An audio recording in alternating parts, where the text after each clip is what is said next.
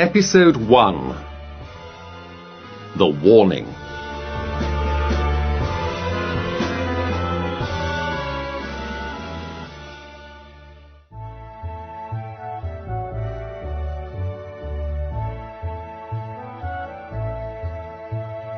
When the American minister, Mr. Hiram B. Otis, bought the large old house called Canterville Chase, everyone told him that he was very foolish.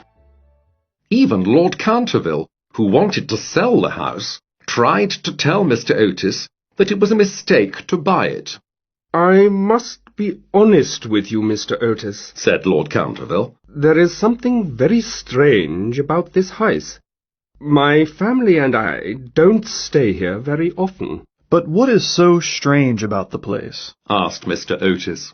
"There is a ghost here," said Lord Canterville. "It visits anyone who lives or stays here. My poor old aunt, the Dowager Duchess of Bolton, once felt 2 hands on her shoulders as she dressed for dinner. The hands were cold and hard, like the hands of a skeleton. My poor aunt was very frightened. She became ill, and she never really got better. That is why my family and I do not like to stay here anymore." "Did anyone else see the ghost?" asked Mr. Otis. "The Reverend Augustus Dampier also saw it," said Lord Canterville. "Dampier went to Cambridge University, you know. He's very clever, and not the kind of man who imagines things." "No, of course not," said Mr. Otis.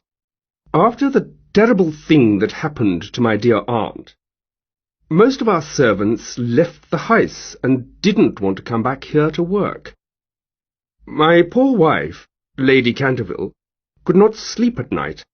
She was frightened, and of course the strange noises that we hear in the halls and in the library make us even more afraid." "I'm not afraid," said Mr. Otis. "I want to take the house and the ghost.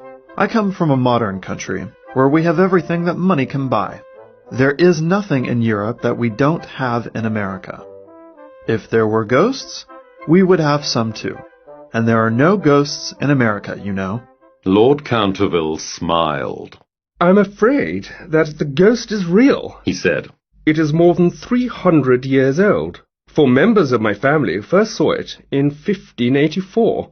Shortly before any member of my family dies, the ghost appears." Mr. Otis laughed. "I'm sorry," he said, "but I don't believe in ghosts. There is no such thing." "Well," smiled Lord Canterville, "I hope you are happy in the house. But you must remember that I warned you, and you did not listen to me."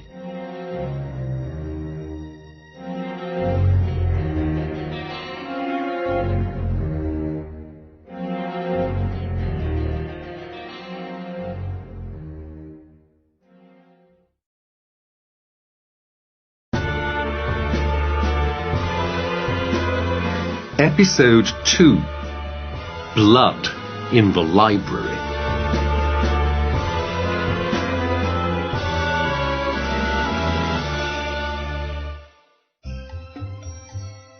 Mr. Otis bought Canterville Chase, and a few weeks later he moved into the house with his family.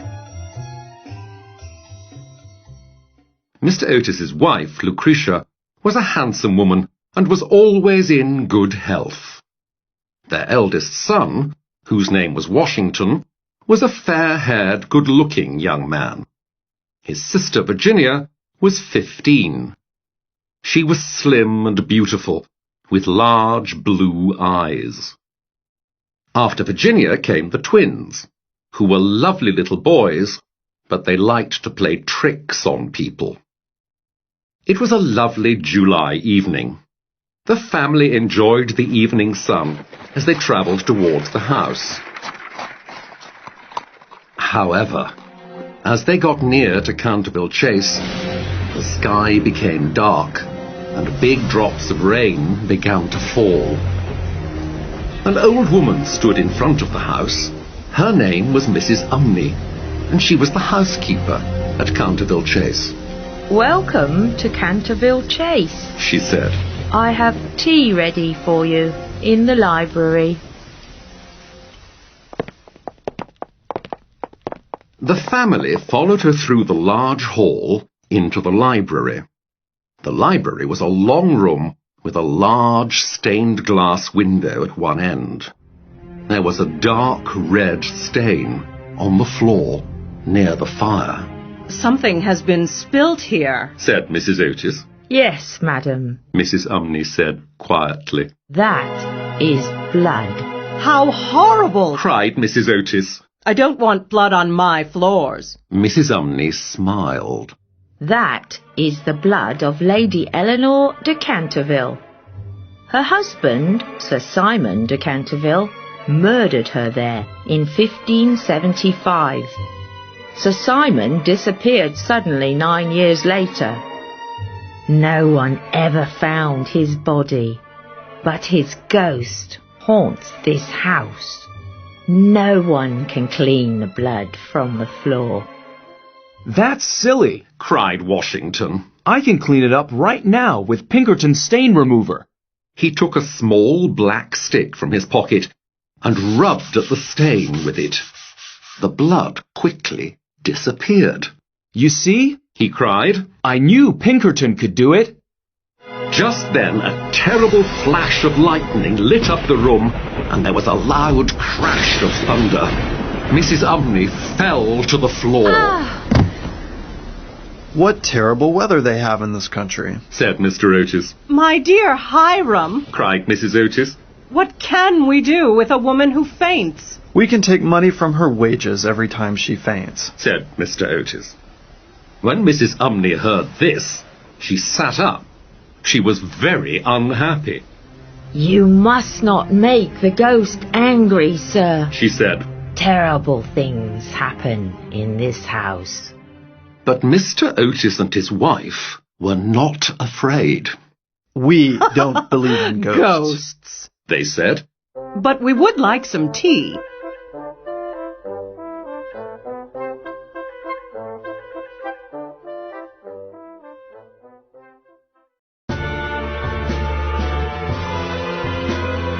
Episode 3. The Ghost Appears.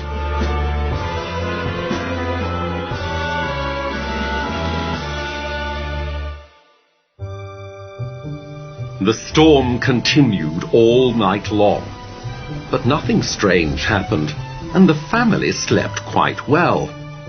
However, the next morning, when they came downstairs for breakfast, they found the terrible stain on the library floor again.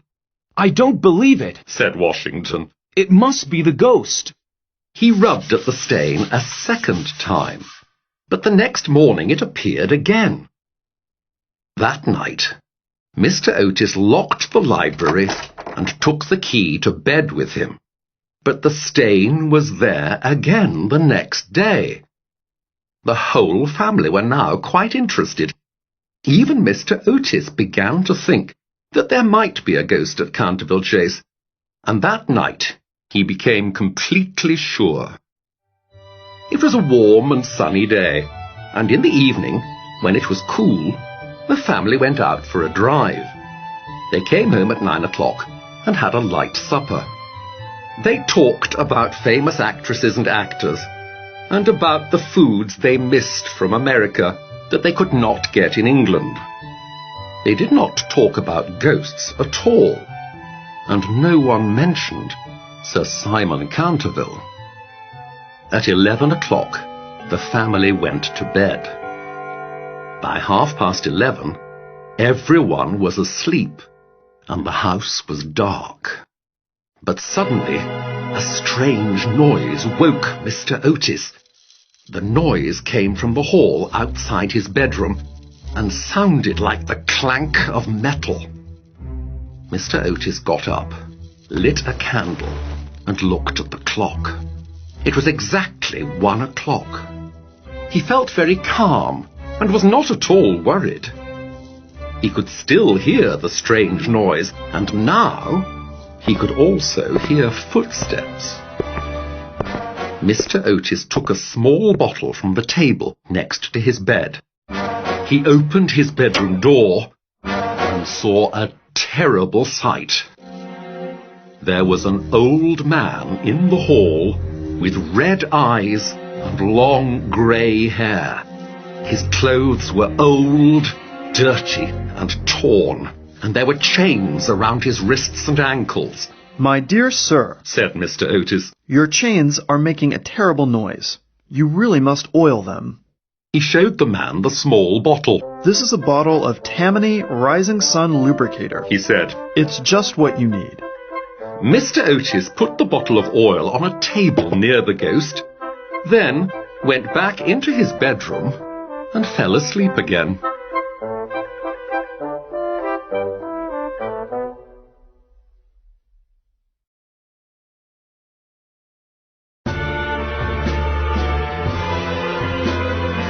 Episode 4. A terrible shock.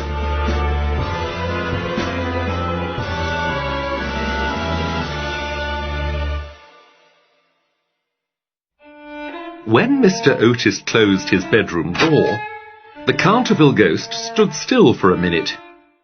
He was shocked. He could not believe his eyes or his ears.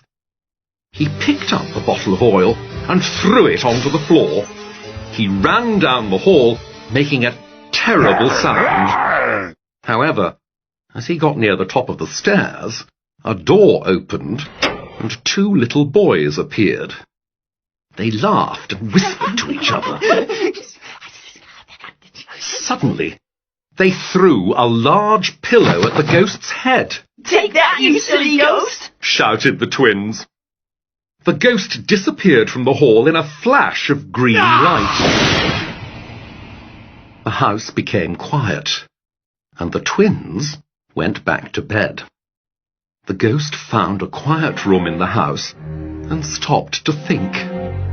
He was very upset and felt terribly insulted.